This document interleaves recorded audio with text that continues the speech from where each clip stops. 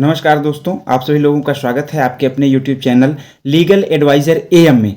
और दोस्तों, आज हम लोग इस वीडियो के माध्यम से ऑनरेबल सुप्रीम कोर्ट द्वारा लोकतंत्र के मूल्यों की स्थापना के लिए और भारतीय नागरिकों के फंडामेंटल राइट्स यानी कि मौलिक अधिकारों की सुरक्षा के लिए की गई एक बहुत ही महत्वपूर्ण टिप्पणी के संदर्भ में बातचीत करेंगे। साथ ही पुलिस मशीनरी को किस प्रकार के व्यवस्था से गुजरने की बात कही है उसकी भी आज हम लोग बातचीत करेंगे और यह देखेंगे कि इस डिसीजन का क्या प्रभाव होने वाला है। लेकिन इससे पहले आपसे निवेदन है कि आप चैनल को सब्सक्राइब कर दीजिए, वीडियो पर कमेंट करिए, लाइक करिए और ज़्यादा से ज़्यादा शेयर करिए। जी हाँ दोस्तों, जैसा कि पिछले कुछ दिनों से या कहें कि कुछ महीनों से ऑनरेबल सुप्रीम कोर्ट ने लगातार लोकतंत्र को जीवित रखने का, लोकतंत्र में नागरिकों के अधिकारों को सुरक्षित रखने का बीड़ा उठाया है और समय समय पर और ख़ास करके जब से देखें कि जब से जस्टिस DY चंद्रचूड़ CJI बने हैं तब से लेकर के अब तक बहुत सारे अमूलचूल परिवर्तन और बहुत सारे ऐतिहासिक और अद्भुत निर्णय ऑनरेबल सुप्रीम कोर्ट की ओर से देखने को मिले हैं। उसी क्रम में दोस्तों, आप लोगों को ज्ञात होगा कि जब 370 एब्रोगेट हुई थी जम्मू कश्मीर से और सदन ने उसको हटाया था, तो कोल्हापुर में एक यूनिवर्सिटी में प्रोफेसर थे जावेद अहमद हयाम। आप लोगों ने ये मामला बहुत ही हाईलाइटेड था, सुना भी होगा। जावेद अहमद हयाम ने अपने व्हाट्सएप पे एक स्टेटस लगाया था और स्टेटस पर उन्होंने एब्रोगेशन डे, जो धारा 370 का एब्रोगेशन था, उस दिन को जम्मू कश्मीर के लिए काला दिन बताया था। अपने स्टेटस में लिखा था कि यह काला दिन है और यह जम्मू कश्मीर के नागरिकों के साथ एक धोखा है। इस प्रकार की चीज़ें उन्होंने लिखी थी और साथ ही साथ एक और स्टेटस में उन्होंने पाकिस्तान को स्वतंत्रता दिवस की शुभकामनाएं दी थी। तो इस उनके जो उनका स्टेटस था, उस स्टेटस के आधार पर पुलिस ने कॉग्निजेंस लिया और उनके ऊपर 153A IPC के अंतर्गत चार्ज फ्रेम किया और कहा कि उनके जो स्टेटस था, उनकी जो बातें थी, वह एक है जातिगत उन्माद, धार्मिक उन्माद को बढ़ावा देती हैं और वर्ग संघर्ष को बढ़ावा दे सकती हैं। इसके कारण उनके खिलाफ कार्रवाई की जा रही है। और जिसके बाद वो हाई कोर्ट गए थे और हाई कोर्ट में उन्होंने FIR क्वेश करने की मांग की थी। तो हाई कोर्ट बॉम्बे ने यह स्पष्ट कर दिया था कि जो मामला उनके ऊपर बनाया गया है वो मामला ठीक है और उनकी जो टिप्पणी है वह वर्ग संघर्ष और धार्मिक उन्माद को जन्म दे सकती है, इसलिए ऐसे मामले में छूट नहीं दी जा सकती है।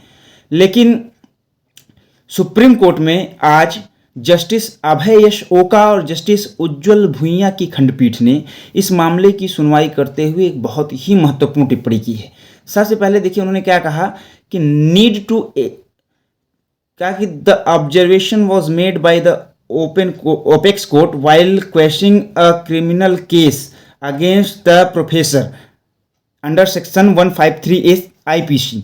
और कोर्ट ने यह कहा कि अगर सरकारें, जो राज्य सरकारें हैं, अगर उनके द्वारा कही गई किसी बात का या उनके द्वारा लिए गए किसी डिसीजन का या उनके द्वारा पास किए गए किसी कानून का या किसी संशोधन का अगर भारतीय जनता के पास आलोचना करने का अधिकार नहीं रहेगा तो लोकतंत्र खतरे में पड़ जाएगा।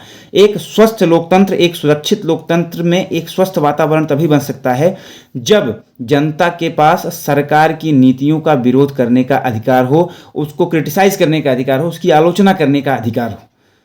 तो उन्होंने साथ ही साथ सरकारों को यह भी निर्देश दिया कि इस प्रकार के मामले में अगर सरकारें धारा 153A IPC के तहत मामले दर्ज करेंगी तो यह लोकतंत्र के लिए खतरा हो सकता है, लोकतंत्र ऐसे में सुरक्षित नहीं रह सकता है। इसलिए उन्होंने राज्य सरकारों से कहा कि इस प्रकार के मामले ना दर्ज किए जाएं तो ज़्यादा ही उचित होगा। और साथ ही साथ उन्होंने कहा कि need to educate police about freedom of speech, they must be sensitized about democratic values.